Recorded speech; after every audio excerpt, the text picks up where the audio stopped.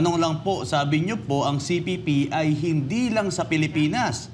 Paano po sila umabot sa international? Ano po ang mukha nila sa international para ma-aware po kami mga OFW? Very good question. Tugtungan niyo ulit, Ma'am Lorraine at Brother Franco.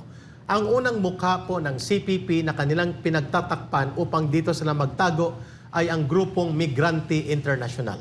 Ang target nito ay ang mga halos 10 million na overseas Filipino workers at mga expatriates at mga kababayan nating Pilipino na nagtatrabaho o naninirahan sa abroad.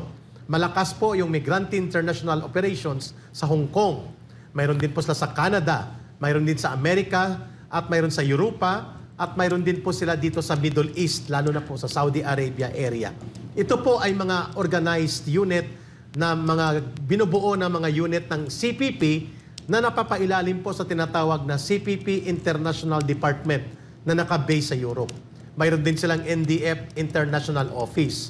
Ang kanilang isa pang mukha para magkaroon ng malawak na network of alliance and support group ay ang ILPS, International League of People's Struggle, na binuo at pinangunahan ni Joe Masison nung siya'y buhay pa, at ito po ang hitsura ng CPP International Work sa Europe, sa Amerika at sa buong bahagi ng daigdig, ILPS. So ang migrante po, ang ILPS, pinamumunuan ng mga unit ng Communist Party of the Philippines. At karamihan dyan sa kanila ay mga nanggaling sa Pilipinas at doon na nagpa-deploy.